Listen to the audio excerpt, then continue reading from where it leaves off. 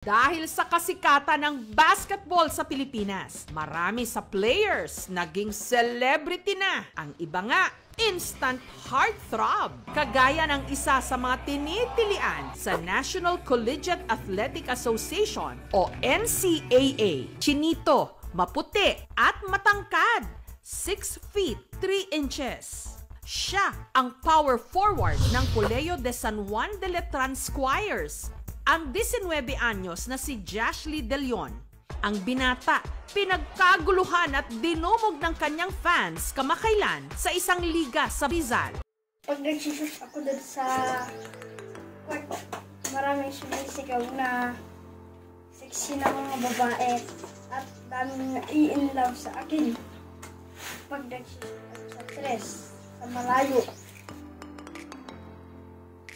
At marami din sumisigaw sa mga paligid ko pag laging nasushoot.